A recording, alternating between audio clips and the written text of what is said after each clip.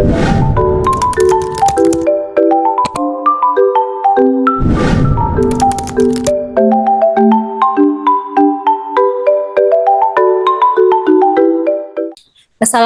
warahmatullahi wabarakatuh. Di sini kami akan mempresentasikan hasil dari diskusi kelompok kami, yaitu mengenai mesin komputer dengan arsitektur SAP3.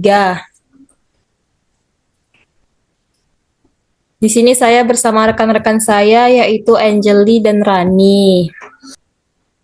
Sejarah SAP3. SAP3 atau Simple as Possible adalah bagian dari keluarga mesin komputer sederhana yang dibuat sebagai alat pembelajaran bagi mahasiswa atau pemula yang ingin memahami dasar arsitektur komputer. SAP3 merupakan pengembangan dari model sebelumnya, SAP1 dan SAP2, yang memperkenalkan fitur tambahan seperti akses memori yang lebih kompleks dan register yang lebih banyak. Meskipun bukan komputer yang digunakan untuk pekerjaan sehari-hari, SAP3 membantu memahami konsep dasar dari arsitektur komputer yang ada saat ini. SAP3 dikembangkan sebagai bagian dari pendidikan dasar arsitektur komputer di universitas atau institut teknologi. Tujuan utamanya adalah untuk memperkenalkan mahasiswa pada cara kerja mesin komputer dari tingkat paling mendasar. SAP3 dirancang dengan lebih banyak fitur dibandingkan SAP1 dan SAP2, sehingga memungkinkan mahasiswa memahami arsitektur yang lebih mendalam dan kompleks. SAP3 menjadi penting karena memperkenalkan konsep pemrograman dan pengelolaan data sederhana melalui register dan akses memori.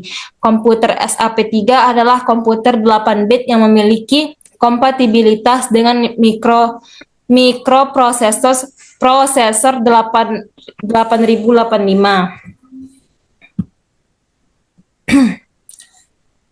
Rangkaian SAP3. Yang pertama ada unit control. Ini adalah bagian yang mengatur jalannya instruksi dan mengontrol semua bagian lain di dalam SAP3. Unit control mengatur kapan komponen lain membaca atau menulis data serta mengeksekusi instruksi tertentu. 2. Register, yaitu register. SAP3 memiliki beberapa register, termasuk yang pertama ada akumulator, yaitu tempat penyimpanan sementara untuk operasi aritmatika dan logika. Yang kedua, register B, C, D, E, H, L, yaitu register umum yang digunakan untuk menyimpan data sementara. Selanjutnya akan dibacakan oleh rekan saya, yaitu Angeli. Baiklah, saya akan melanjutkan presentasinya, yaitu stack pointer atau SP, menunjukkan ke alamat pada stack digunakan untuk operasi pas atau pop dalam stack. Program counter atau PC, menunjukkan alamat instruksi berikutnya yang akan dijalankan. Berikut adalah gambar registernya. Bisa dilihat ya guys di PPT-nya.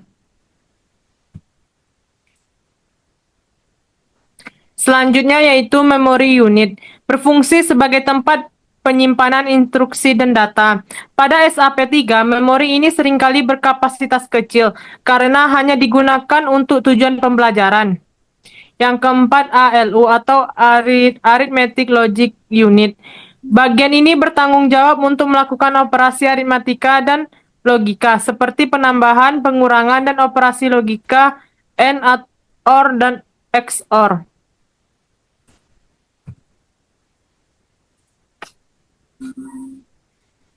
Yang kelima yaitu bus system. Ada jenis 3 bus utama pada SAP3. Yang pertama address bus yaitu mengirimkan alamat ke memori atau perangkat input ataupun output. Data bus yaitu mengirimkan data antara memori, register, dan ALU. Control bus mengirimkan sinyal kontrol untuk mengatur komponen lain. Yang keenam yaitu clock, mengatur timing operasi komputer, timing operasi komputer, menentukan kapan instruksi dieksekusi dan kapan data dikirimkan antara komponen. Yang ketujuh yaitu stack. Bagian ini untuk memori untuk penyimpanan sementara data yang mendukung aturan LIFO digunakan bersama stack pointer. Baiklah, akan dilanjutkan oleh Rani. Oke, di sini ada fungsi SAP3. Yang pertama yaitu fungsi utama SAP3 adalah menjalankan serangkaian instruksi secara terorganisir dengan bantuan komponen-komponen di atas. Meskipun sederhana, setiap komponen di SAP3 memegang peran penting dalam mendukung alur data dan eksekusi instruksi. Yang kedua yaitu SAP3 digunakan untuk memahami bagaimana sebuah komputer bekerja secara internal, termasuk pengolahan data, instruksi, dan penggunaan register. Yang ketiga, fungsi SAP3 sebagai model mikroprosesor 8 bit yang dikompatibel dengan mikroprosesor 8085. Ini memungkinkan penggunaan untuk memahami cara kerja mikroprosesor 8 bit seperti pemrosesan instruksi, penanganan data, dan akses memori. Selanjutnya fungsi SAP3 yaitu dalam penggunaan register dan instruksi yang lebih lengkap, SAP3 memiliki lebih banyak register, misalnya stack pointer dan register tambahan seperti D, E, H, dan L. Yang membuatnya lebih realitas dalam mengelola data secara efisien.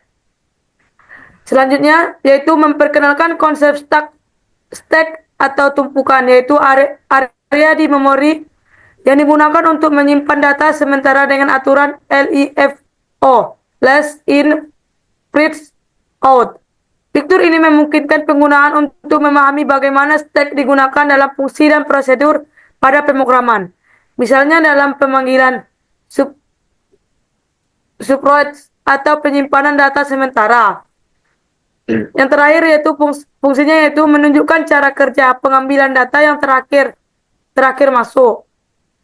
Last in menjadi yang pertama keluar, first out. Di sini SAP3 memiliki kelebihan dan kekurangan. Yang pertama yaitu kelebihan. Yang pertama mudah dipahami. SAP3 dirancang dengan arsitektur sederhana yang memudahkan pemula memahami dasar-dasar arsitektur komputer. Yang kedua, fleksibel untuk pembelajaran. SAP3 memperkenalkan lebih banyak fitur daripada SAP1 dan SAP2, memungkinkan mahasiswa memahami instruksi yang lebih kompleks dan alur data. Yang ketiga yaitu simulasi arsitektur yang lebih lengkap. SAP3 memperkenalkan akses memori dan register tambahan, mirip dengan komputer skala kecil. Kekurangan SAP3. Pertama, tidak efisien untuk aplikasi sebenarnya. SAP3 tidak bisa digunakan untuk aplikasi nyata karena keterbatasan fungsionalitas dan kapasitas memorinya. Yang kedua yaitu kemampuan instruksi terbatas. Instruksi yang didukung SAP3 masih sangat sederhana dan tidak mencakup operasi yang rumit, membuatnya kurang fleksibel untuk skenario yang lebih kompleks.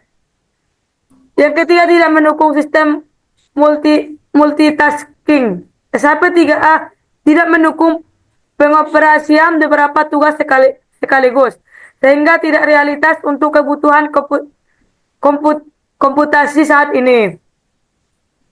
Kesimpulannya, SAP3 adalah model komputer sederhana yang berfungsi sebagai alat pembelajaran dasar arsitektur komputer.